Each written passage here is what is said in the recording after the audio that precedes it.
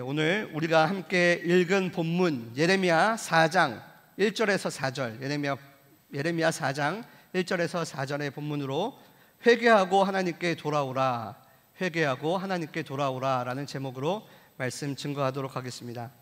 제가 저희 교회에 처음 와서 한 5년 동안 유아처 사역을 했습니다. 제가 이전 교회에서 사역할 때 목사님께서 유아처 사역을 해보라고 했을 때 제가 못합니다 하고 저희 교회 왔거든요. 저희 교회에서 5년을 사역했습니다. 5년. 네, 사역은 제가 하는 게 아니라 하나님이 하시는 거더라고요. 그래서 5년을 사역하면서 그때는 뭐 제가 자녀도 없었고 유아 아이들을 이렇게 접할 기회가 없었기 때문에 아이들에게 설교를 하려고 하니까 너무나 막막했어요. 그래서 어떻게 하면 될까 하니까 선배가 조언해 주기를 아이들의 동화책을 많이 읽어라. 그러면 거기에는 아이들의 언어가 있고 아이들의 표현법이 있기 때문에 그 언어와 표현으로 아이들에게 설교하면 너무나 좋아할 것이다.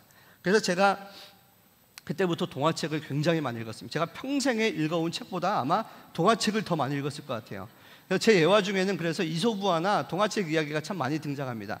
그때 이렇게 적어놨었던 내용인데 오늘도 이 무시무시한 제목, 회개하고 하나님께 돌아오라 라는 이 무시무시한 제목을 조금 더 이렇게 여러분들에게 부드럽게 다가가고자 이솝우화를 하나 준비했는데요. 두루미와 늑대라는 이야기입니다. 두루미와 늑대. 두루미와 늑대는 이솝우화에 아주 자주 등장하는 그러한 주인공인데 배고픈 늑대가 있었습니다. 그 늑대가 천신만고 끝에 물고기 한 마리를 잡았어요. 그래서 오랜만에 이 먹이를 얻은 늑대가 허겁지겁 물고기를 먹게 됩니다. 그런데 물고기를 먹다가 목에 뭐가 딱 걸렸어요. 뭐가 걸렸을까요? 가시가 걸렸습니다. 이렇게 똑똑하세요. 가시가 목에 머리통에 걸릴 수도 있는데 가시가 걸렸다는, 여러분들 정답을 맞추시는 거예요. 가시가 목에 걸렸습니다. 그래서 이 가시, 여러분들 목에 가시 걸려보셨죠? 쉽게 빠지기도 하지만 아무리 컹컹대고 뭐 밥을 삼켜보고 물을 마셔봐도 손가락을 집어넣어도 이게 가시가 안 빠지는 경우 있잖아요. 늑대도 가시가 걸린 거예요. 그래서 배고파 죽겠는데 이 생선을 빨리 먹어야 되는데 가시가 걸려서 생선은 못 먹겠고 목은 아프고, 이렇게 해서 늑대가 발만 동동동동 구르고 있었습니다. 그러다가 안 되겠다, 도저히 내 힘으로 안 되니까 밖에 나가서 친구들에게 도움을 요청해보자 하고 문을 딱 열고 나갔을 때 늑대 앞에 천사처럼 등장한 한 마리 두루미가 있었습니다. 두루미를 보는 순간 긴 두루미에 이 부리가 보인 거예요. 저 부리를 내 입에다 넣어서 가시를 빼주면 되겠다. 사람으로서는 굉장히 지저분한 일이죠, 그렇죠? 늑대 입이 이렇게 생겼잖아요. 그 두루미 이 긴 주둥이를 입에다 넣어서 가시를 빼주면 되겠다라고 늑대가 딱 생각을 한 겁니다. 그래서 두루미에게 부탁을 합니다. 두루미야, 내가 지금 목에 가시가 들어갔는데 너가 내 가시만 좀 빼주면, 비록 내 입에다가 네 주댕이를 넣는 것이 정말 더럽고 역겹지만 이거 하나만 빼주면 내가 평생 은혜를 잊지 않고 너에게 은혜를 갚겠다. 제발 좀 부탁해. 두루미가 선뜻 그 지시를, 그 일을 했을까요? 쉽지 않죠. 아무리 늑대여도 그 늑대 입에다가 내 이 부리를 넣어서 하는 게 쉽지 않죠. 거절했어요. 제발 두루미야, 내가 이 가시만 빼주면 내가 정말 은혜를 평생 갚으며 살겠다. 두루미가 숨을 꼭 참고 늑대의 입에다가 부리를 집어넣습니다. 그리고 가시를 빼주었습니다. 늑대가 너무 기분이 좋았어요. 막 뛸 듯이 날아갈 것 같이, 오히려 두루미가 아니라 늑대가 날아갈 것 같이 기뻤어요. 그래서 늑대가 두루미에게 이제 어떻게 해야 될까요? 두루미야, 너무 고마워. 내가 이 은혜를 어떻게 갚아야 될까?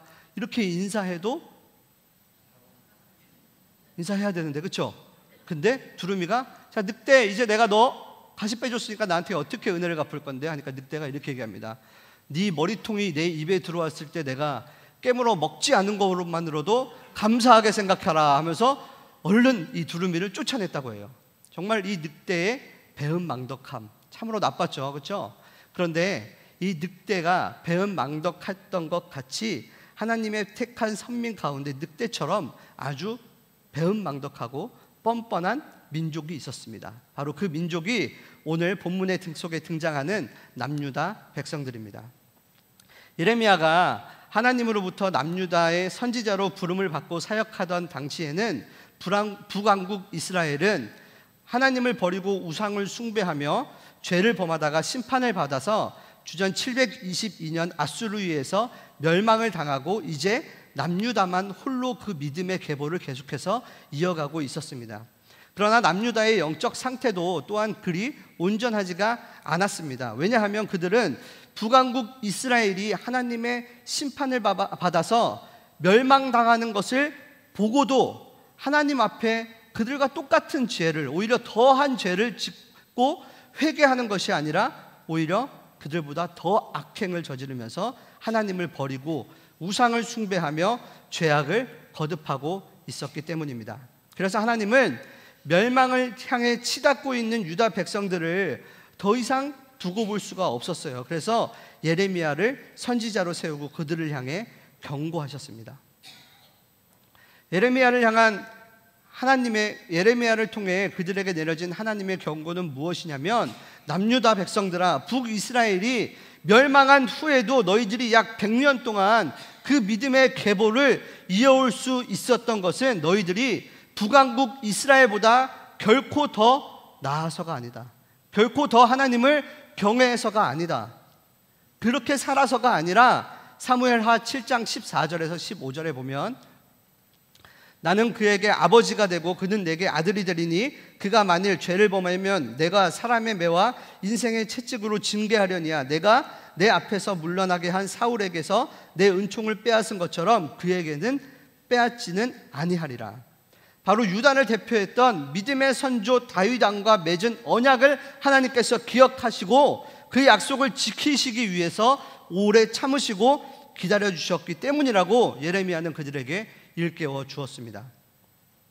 그러나 유다를 향한 하나님의 사랑에 반해서 백성들은 그렇게 생각하지 않고 오히려 그 경고를 무시해버립니다. 여러분들, 우리가 자녀들 키우다 보면은 아이들에게 때론 경고를 할 때가 있어요. 저도 이 아들 둘이 집에서 날아다니거든요. 7살, 4살인데 정말 날아다닌다는 표현이 맞습니다. 집에 가면은 뭐 날다람쥐 같아요. 애들 순식간에 사라지고 넘어지고 부딪히고, 다리는 마치 그 가정 폭력을 당한 아이처럼 다리가 다 멍이 들어 있어요. 그 아이들이 막 위험한 행동을 하면 제가 어떻게 할까요? 하지 마. 한번 경고를 하죠. 또 해요, 안 해요? 또 합니다. 그러면은 하지 말라고 했다. 또 경고를 해요. 또 거기서 멈추면 좋은데, 이 첫째는 이제 눈치가 좀 빨라서 딱 멈추고 얼른 다른 걸 해요. 근데 둘째 놈은 메롱 이래요, 오히려. 그러면은 너희 놈 새끼 일로 와 하면서 맨맨을 제가 딱 들죠. 그렇죠? 그 경고를 무시하면 되는 거예요, 안 되는 거예요? 안 되는 거예요. 그럼 맨맨을 맞는 거죠. 그렇다고 저 아이 다리에 멍이 제가 맨맨을 때려서 생긴 멍은 아닙니다. 그 아이들이 장난치다 생긴 멍인데, 그렇게 그들도 역시 그 경고를 무시해버립니다. 그래서 하나님은 참고 또 참으시는 중에 마지막으로 예레미야를 보내서 그들이 지은 죄를 책망하시면서 심판의 날이 임박했으니 정신 차리고 회개하고 하나님께로 돌아오라고 재촉하고 계신 것입니다. 사랑하는 성도 여러분, 믿음의 백성들이 어쩌다가 이 지경에 이르게 되었을까? 그것은 그들이 하나님의 말씀을 버리고 우상을 숭배하면서 이방인들에게 동화되어 버리는 그러한 못된 습관을 쫓았기 때문입니다. 그러면 이제 믿음의 백성들인 남유다 백성들은 어떻게 해야 될까? 그들이 어떻게 해야 죄 가운데 벗어나서 하나님께로 다시 돌아올 수 있을까요? 하나님께서는 오늘 우리에게 주신 말씀을 통해서 남유다를 향한 외침뿐만 아니라 우리를 향해서도 하나님은 외치고 계십니다. 오늘날 유다 백성들처럼 하나님을 떠나서 죄 가운데 빠진 사람들이 어떻게 해야지만 자신이 지은 죄를 깊이 회개하고 하나님께로 돌아올 수 있는지 그 방법을 우리에게 제시해주고 있는 것입니다. 여러분, 우리나라가 하나님께 돌아가야 함을 느끼십니까? 우리 교회가 하나님께 돌아가야 함을 느끼십니까? 혹시 코로나로 인해서 하나님과 멀어진 성도님들이 있다면 다시 그 사이를, 그 관계를 좁히고 싶은 마음 혹시 있으십니까? 그렇다면 오늘 말씀을 통해 우리 먼저 하나님께 돌아갈 수 있는 그러한 도전이 되는 시간 되시기 바랍니다. 하나님은 죄악 가운데에서 멸망을 향해 치닫고 있는 남유다 백성들을 향해서 가장 먼저 하신 말씀이 무엇이냐? 먼저 하나님이 싫어하시는 가증한 것을 버리고 하나님께 돌아오라고 하는 것이었습니다. 본문 1절입니다. 함께 읽겠습니다. 여호와께서 이르시되 이스라엘아, 내가 돌아오려거든 내게로 돌아오라. 내가 만일 나의 목전에서 가증한 것을 버리고 내가 흔들리지 아니하며. 여기서 우리는 두 가지 단어에 집중해 봐야 됩니다. 첫 번째 단어는 가증이라는 단어입니다. 가증. 이 말은 부정하다라는 뜻을 지닌 히브리어 쉬크츠에서 유래된 말입니다. 이는 믿음의 백성들이 하나님을 버리고 이방인들의 영향을 받아서 하나님을 대신하여 신처럼 섬겨오던 우상을 뜻하는 말입니다. 가증한 것, 버려야 될 것들. 그리고 두 번째 단어인 버리라라는 말은 히브리어 수르에서 유래된 말입니다. 이는 그들이 하나님처럼 섬기고 있던 우상 숭배의 길에서 돌이키라고 하는 의미입니다. 다시 말해서 하나님께서 예레미야를 통해서 남유다 백성들에게 가증한 것을 버리라라고 명령하신 것은 하나님께 택함받은 믿음의 백성들은 가증한 거짓 우상들을 버리고 여호와께로 돌아오라는 것입니다. 하나님을 떠나 이방인들이 섬기는 우상을 마치 하나님처럼 제사하고 의지하는 그러한 못된 풍습들을 다 버리고 하나님께 돌아오라라고 하는 명령입니다. 그렇습니다. 하나님께 택함을 받아 하나님의 일을 하는 믿음의 사람들은 어떤 경우에서도 하나님이 가증히 여기시는 것, 즉 하나님이 싫어하는 것들을 과감하게 버릴 수 있어야 합니다. 그렇다면 어떻게 버려야 될까? 먼저 모세의 경우를 한번 살펴보도록 하겠습니다. 모세는 40세에 동족을 위해서 분연히 일어났다가 살인자로 몰려 애굽 왕실의 풍요로운 그 생활을 뒤로 하고서 광야로 도주하는 그러한 도망자의 신세가 되었습니다. 이후 그는 미디안 광야에 이르러서 결혼을 하고 가정을 이루었지만 먹고 살기 위해 어쩔 수 없이 약 40년간 처가살이를 하면서 장인 소유의 양들을 치는 그러한 초라한 목동의 일을 감당해야만 했습니다. 그러던 어느 날 모세가 장인의 이 양들을 치고서 호렙산에 이르렀을 때 일어난 일입니다. 호렙산에 이르렀는데 평소에 떨기나무에 불이 붙으면 나무가 타는 장면들은 많이 봐왔습니다. 그런데 그날따라 떨기나무에 불이 붙었는데 나무가 타지 않는 겁니다. 그런 신기한 광경을 모세가 보게 되고 그곳으로 가까이 다가갈 때에 모세에게 한 음성이 들리게 됩니다. 가까이 오지 말고 그곳에서 신발을 벗으라라는 하나님의 음성이었습니다. 하나님께서 그에게 소명을 주기 위해 찾아오신 것입니다. 출애굽기 3장 5절 말씀 우리 함께 읽어보겠습니다. 하나님이 이르시되 이리로 가까이 오지 말라. 내가 선 곳은 거룩한 땅이니 내 발에서 신을 벗으라. 다음으로 여호수아의 경우입니다. 당시 여호수아는 모세의 뒤를 이어서 출애굽의 지도자로서 임명을 받아 두렵고 떨리는 마음으로 가나안 정복 전쟁을 진두에서 지휘하고 있었습니다. 그러던 어느 날 하나님의 명령에 따라 요단강을 건넌 후에 여리고성 맞은편 적들이 지켜보는 앞에서 그가 처음 한 것이 바로 할례를 베푸는 일이었습니다. 여러분들, 전쟁을 앞둔 군인들이 할례를 베푼다는 것, 여러분 이쪽 분들은 좀 이해를 못 하시겠지만 이쪽에 계신 우리 장로님들은 좀 이해를 하실 수 있을 것 같아요. 어마어마한 모험입니다, 여러분. 그러한 여호수아가 네, 여러분들 고통을 모르시죠? 네, 그 고통을 참는다는 것, 그 고통을 전쟁을 앞둔 병사들이 한다는 것은 엄청난 도전입니다. 그런데 여호수아는 바로 그 할례를 행했습니다. 만약 적군이 이 사실을 알게 된다면 대군을 이끌고 쳐들어올 것이 너무나 뻔했습니다. 그래서 그는 두려움에 사로잡혀서 견딜 수가 없었습니다. 바로 그때 모세를 찾아오신 하나님이 여호수아에게도 찾아오십니다. 그리고 모세에게도 하셨던 똑같은 말씀으로 그에게 명령하십니다. 여호수아 5장 15절입니다. 함께 읽겠습니다. 여호와의 군대 대장이 여호수아에게 이르되 내 발에서 신을 벗으라. 내가 선 곳은 거룩하니라 하니 여호수아가 그대로 행하니라. 사랑하는 성도 여러분, 하나님이 무슨 연유로 모세와 여호수아에게 똑같이 내가 선 곳은 거룩한 땅이니 내 발에서 신발을 벗으라 라고 말씀을 하셨을까요? 그것은 모세와 여호수아가 이제 하나님께 기름 부음을 받고 하나님의 그 일을 시작하기 전에 하나님이 가증하게 여기시는 모든 것을 버리는 과정이, 그 결단이 필요했기 때문입니다. 우리는 무슨 일을 할 때 가장 먼저 신발을 고쳐 신습니다. 농부가 밭일을 하러 나갈 때 무엇을 신고 나가죠? 하이힐을 신고 나가나요? 네, 장화를 신고 나가죠. 군인이 훈련을 받을 때 무엇을 신고 훈련을 받죠? 전투화를 신고 훈련을 받습니다.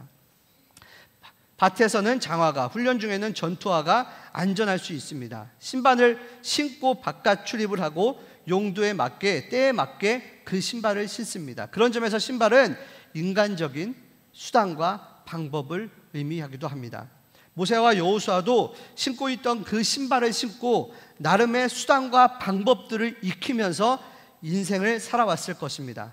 자신을 지도자로 만들어준 것이 그 수단과 방법이라는 교만한 생각을 가질 수도 있었습니다. 그러나 하나님은 그것을 버리라고 말씀하십니다. 가증히 여기시는 것입니다. 왜냐하면 하나님의 일은 사람의 능력이나 경험이나 그리고 세상에 가득한 그 수단과 방법으로 하는 것이 아니라 전적으로 하나님을 믿고 그분의 인도하심에 따라서 그분의 능력으로 감당해야 하기 때문입니다. 우리가 코로나19를 통해 깨닫게 된 것이 무엇입니까? 코로나라는 이 전염병 앞에 인간이 최고라고 여기던 물질도 권력도 힘도 강대국도 모두 소용이 없었습니다. 인간이 쓸 수 있는 모든 수단과 방법들이 모두 무용지물이 되어버렸습니다. 그렇기 때문에 우리는 오직 우리가 내가 옳다고 여겼던 것, 또한 내가 맞다고 여겼던 것, 내가 된다고 여겼던 모든 것들이 다 무너져 버린 것이 바로 코로나19입니다.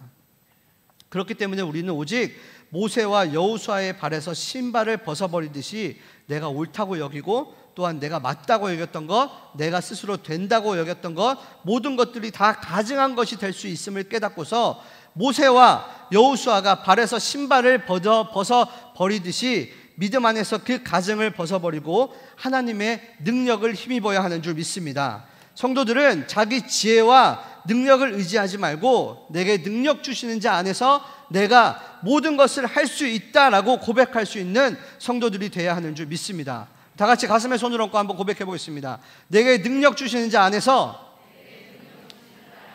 내가 모든 것을 할 수 있다. 제 좌우명이 무엇인지 아십니까? 알 리가 없죠. 네, 제 좌우명은 나는 할 수 없습니다. 그러나 하나님은 하십니다. 내 안에 하나님이 계심으로 나도 모든 것을 할 수 있습니다. 이것이 제 인생의 좌우명입니다. 여러분들 안에 하나님이 계심으로 여러분들도 모든 것을 행할 수 있는 줄 믿습니다. 내 수단과 방법 의지하지 말고 하나님을 의지할 수 있는 여러분들 되시길 바랍니다. 다음으로 하나님께서 예레미야를 통해 남유다 백성들에게 명령하신 두 번째 말씀은 묵은 땅을 갈고 가시덤불에 파종하지 말라라는 명령입니다. 본문 3절 함께 읽어보겠습니다. 여호와께서 유다와 예루살렘 사람에게 이와 같이 이르노라. 너희 묵은 땅을 갈고 가시덤불에 파종하지 말라. 여기에서 묵은 땅을 갈고 가시덤불에 파종하지 말라라는 말은 무슨 의미일까? 요즘 많은 사람들이 텃밭 가꾸기를 합니다. 그래서 유튜브에도 보니까 텃밭 가꾸는 법이라는 그런 영상들이 아주 많이 올라와 있었습니다.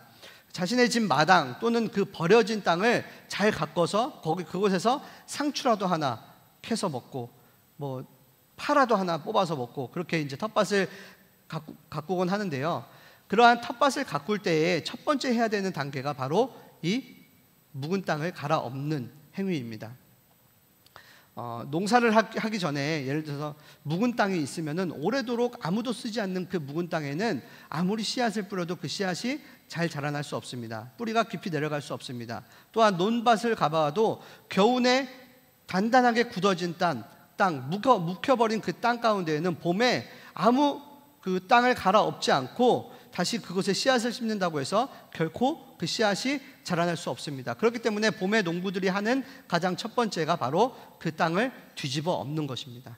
그 안에 가시덤불도 다 제거하고요. 그 다음에 거기 땅에 있는 쓰레기나 돌들도 다 제거하면서, 옛날에는 그거를 사람이 하다가 사람이 힘들어서 누구를 시켰죠?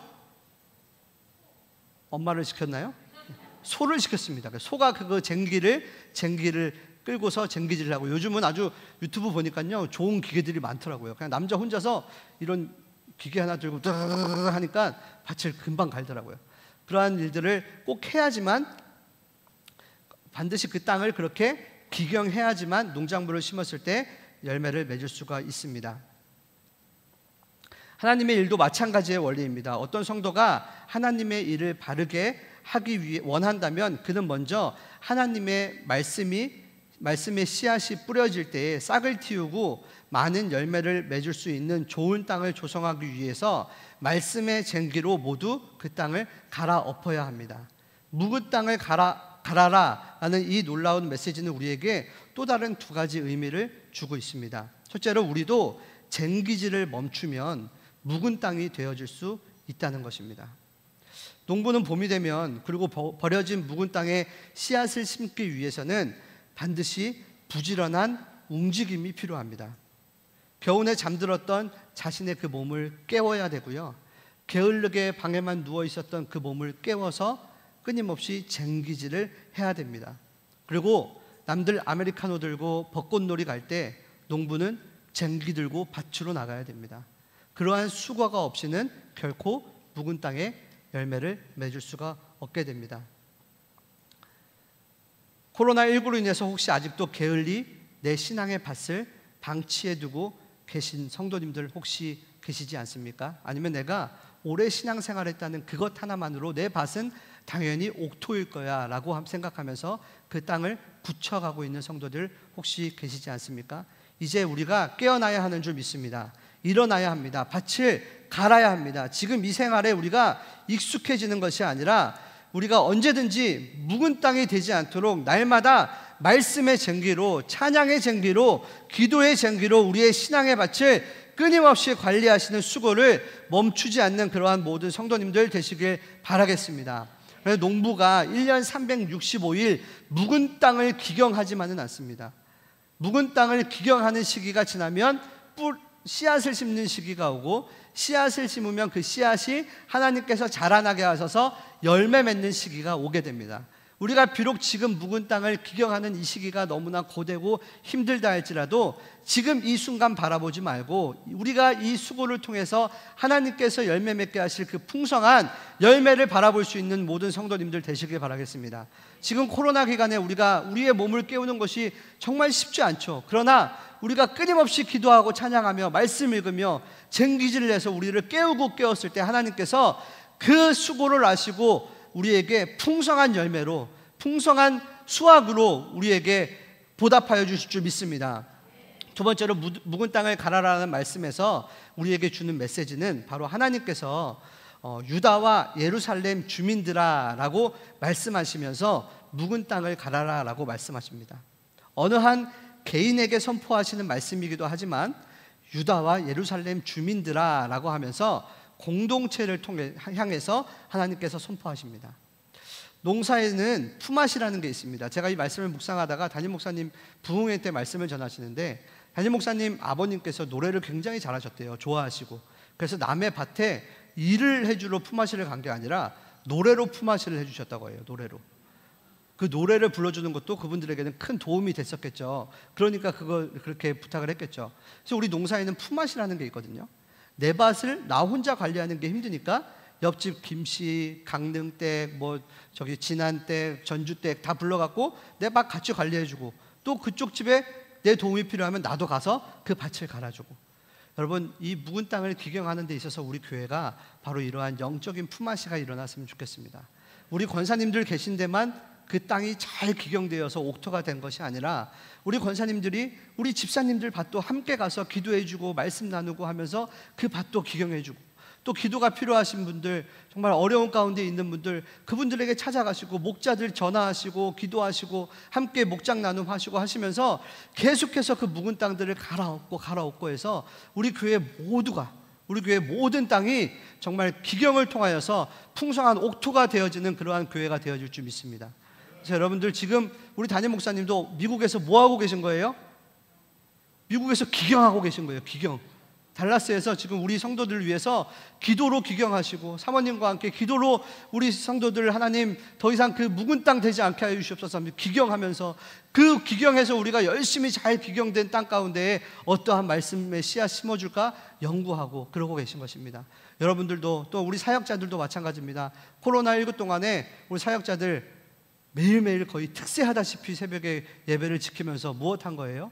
우리 성도들 코로나19로 인해서 게을러지지 않고 계속해서 그 땅을 옥토같이 정말 하나님 말씀이 심어졌을 때 언제든지 풍성하게 열매 맺을 수 있는 좋은 땅 되게 해달라고 계속해서 우리 사역자들도 기경하고 있습니다. 우리 강남중앙침례교회 모든 곳이 다 묵은 땅 하나 없이 언제나 말씀의 씨앗을 심으면 풍성한 열매를 맺을 수 있는 아름다운 그러한 공동체가 되어질 줄 믿습니다. 마지막으로 마음 가죽을 배워야 합니다.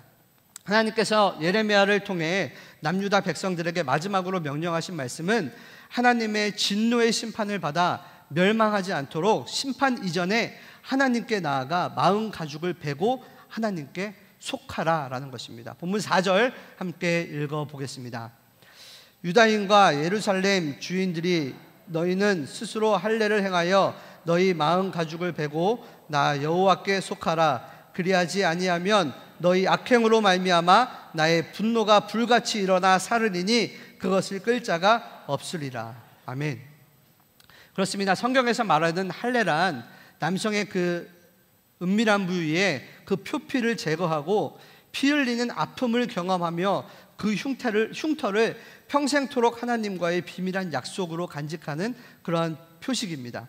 그러나 이런 의식이 시간이 흐르면서 많이 변질되게 되었습니다. 왜냐하면 할례를 명령하신 하나님의 본래의 그 의도를 망각해버리고 태어난 지 8일 만에 아무런 신앙의 결단 없이 유대인의 전통과 의례로 전락해버리고 말았기 때문입니다. 그래서 하나님은 이런 배경으로 남유다 백성들을 책망하시는 것입니다. 왜냐하면 그들이 하나님 앞에 죄를 짓고 회개하는 모습이 마치 할례를 행하는 모습과 유사했기 때문입니다. 당시 유다 백성들은 하나님 앞에 죄를 짓고 난 후에 속죄제물을 바치고 금식하며 회개는 하였습니다. 그러나 그들의 회개는 하나님이 기뻐하시는 참된 회개가 아니었습니다. 요엘 2장 12절에서 13절 말씀 우리 함께 읽어보도록 하겠습니다. 여호와의 말씀에 너희는 이제라도 금식하고 울며 애통하고 마음을 다하여 내게로 돌아오라 하였나니 너희는 옷을 찢지 말고 마음을 찢고 너희 하나님 여호와께로 돌아올지어다. 그는 은혜로우며 자비로우시며 노하기를 더디하시며 인애가 크시나 뜻을 돌이켜 재앙을 내리지 아니하시나니. 아멘. 이처럼 하나님이 원하시는 참된 회개는 마음 가죽을 베는 심정으로 죄를 뉘우치고 돌이키는 것이었습니다. 비록 아픔이 동반되고 또한 필요 없는 것은 과감히 베어버리는 그러한 피가 흐르는 고통을 경험하면서도 그 흉터를, 그 흔적을 굳게 간직하면서 하나님이 나를 사랑하시는 그 약속을 바라보며 나아가 뉘우치는 그 참된 회개를 하나님은 원하셨던 것입니다. 이것이 하나님이 원하시는 마음의 할례입니다. 자신의 잘못을 인정하고 회개할 줄 아는 사람이 되는 것은 참으로 어렵습니다. 그럼에도 자신의 죄를 깊이 깨닫고 하나님 앞에 회개하며 십자가의 은혜를 사모하며 사는 신앙인은 그 누구보다 위대한 신앙인입니다. 17세기 화가인 안토니 반 다이크가 그린 그림이 하나 있습니다. 아주 긴 제목의 그림입니다. 그 제목이 뭐냐면은, 너무 길어서 제가 물 한번 먹고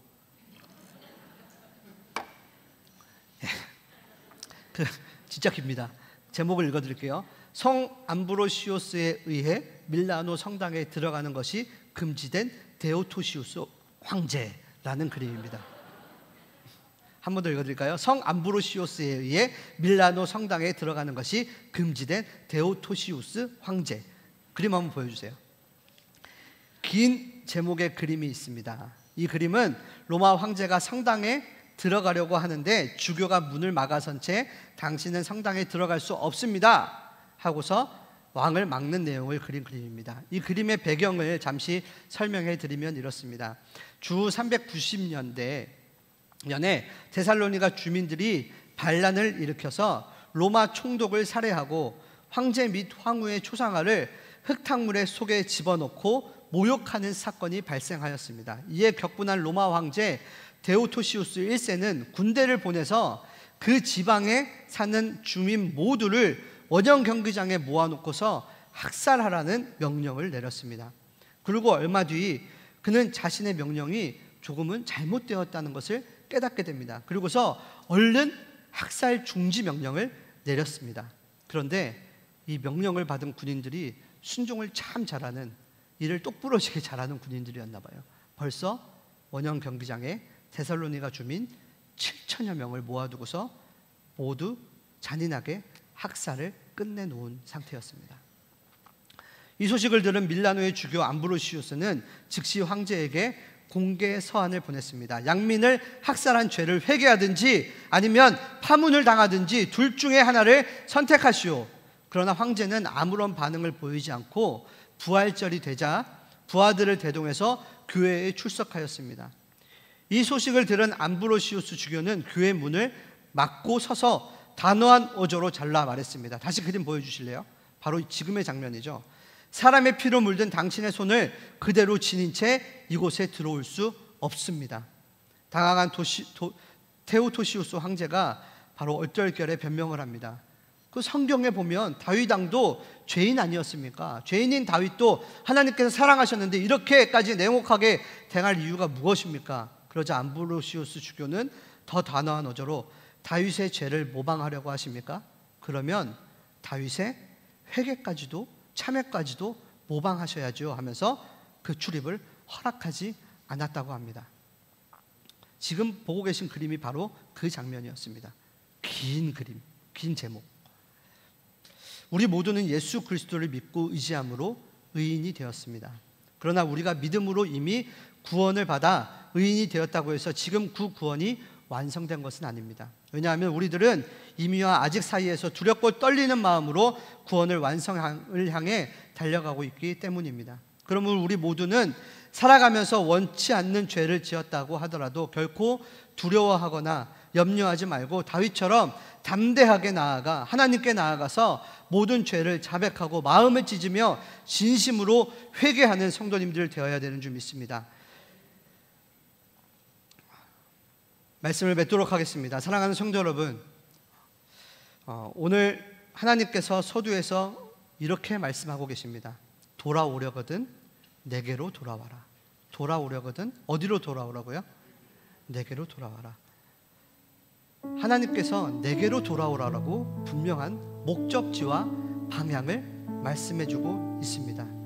다른 곳을 향해 가는 것이 아니라 돌아오려거든 내게로 돌아오라. 돌아오려거든 이방 신을 향해 돌아가는 게 아니라 너희들이 맞다고 여기는 그러한 모든 수단과 방법을 향해 돌아가는 것이 아니라 내게로 돌아와라. 하나님께 돌아가기 위해서 우리가 어떻게 해야 됩니까? 하나님보다 더 소중하게 여겼던, 하나님의 방법보다 맞는다고 여겼던 모든 가증한 것을 버리고 말씀을 듣지 못하는 그 굳은 마음들, 묵을 땅들을 뒤집어 갈아엎고 우리의 신앙 성장을 파괴하는 그 가시덤불을, 잡초를 모두 제거하고 마음의 표피를 베는 그 철저한 회개를 통하여 하나님께 돌아가야 되는 줄 믿습니다. 우리 자신이, 우리 가정이, 우리 나라가, 이 땅이 오직 하나님께로만 돌아가야 하는 줄 믿습니다. 그때 예레미야 4장 2절에 진실과 정의와 공의로 하나님 여호와의 삶을 두고 맹세하면 나라들이 나로 말미암아 스스로 복을 빌며 나로 말미암아 자랑하리라. 그러면 하나님께서 이 땅을 회복하신다는 것입니다. 나라들이 하나님으로 말미암아 자랑하게 한다는 것입니다. 하나님이 우리에게 회개하고 돌아오라고 하신 이유가 무엇일까요? 여러분들, 마귀는 우리에게 오라 하는 이유가 우리를 무너뜨리고 우리를 부시고 우리를 정죄하고 무너뜨리려고 우리를 오라고 하지만, 하나님께서 나에게로 돌아오라라고 하시는 이유는 하나님께서 우리를 회복하시고자 하시기 위해서, 그 용서의 품에 안으시고 우리를 고치시기 위해서 우리를 돌아오라고 말씀하고 계신 줄 믿습니다. 역대하 7장 14절에 내 이름으로 일컫는 내 백성이 그들의 악한 길에서 떠나 스스로 낮추고 기도하여 내 얼굴을 찾으면 내가 하늘에서 듣고 그들의 죄를 사하고 그들의 땅을 고칠지라. 사랑하는 성도 여러분, 우리가 하나님께 돌아갈 때 회복이 일어납니다. 고침이 일어납니다. 이 땅이 고침을 받아야 됩니다. 우리 교회가, 우리 나라가, 우리 가정이 고침을 받아야 합니다. 우리를 부르신 하나님이 그 부르심에 순종하여 하나님께 나아갈 때에 하나님께서 회복하시는, 고치시는 역사가 일어날 줄 믿습니다. 힘들고 어려운 중에도 하나님께서 오늘 우리들에게 주신 말씀을 마음속 깊은 곳에 새기고 언제 어디서나 무슨 일을 만나든지 항상 하나님의 말씀에 순종하심으로 하나님의 거룩한 백성다운 승리의 삶을 살아가는 모든 백성들, 모든 성도님들 되시기를 주님의 이름으로 축원합니다. 이 시간 우리 함께 찬양하기 원합니다. 나의 백성이라는 찬양입니다.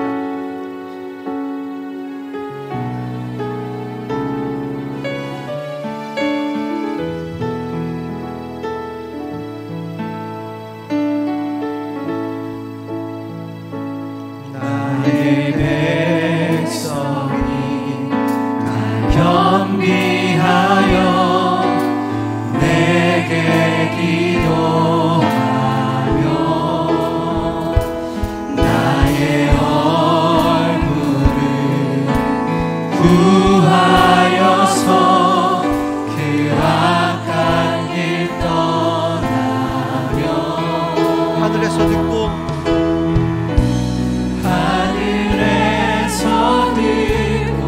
우리의 죄를 사하여 주실 줄 믿습니다.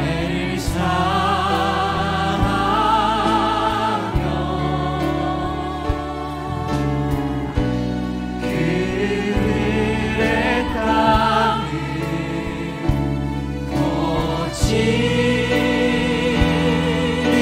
고치리라. 아버지여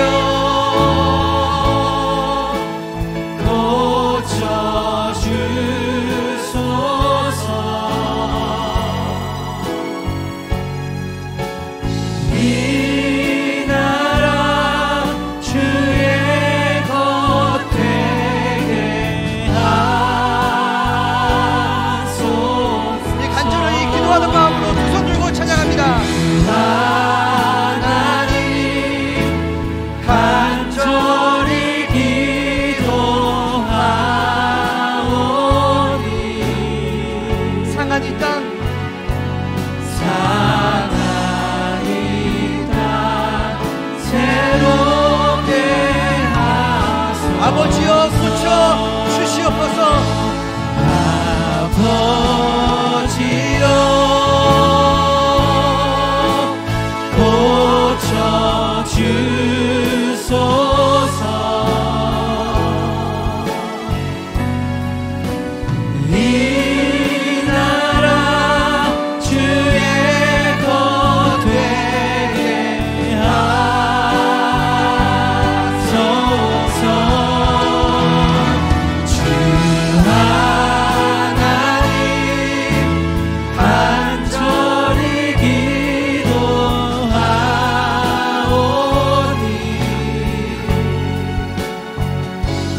상한 이 땅 새롭게 상한 이 땅 새롭게 하소서.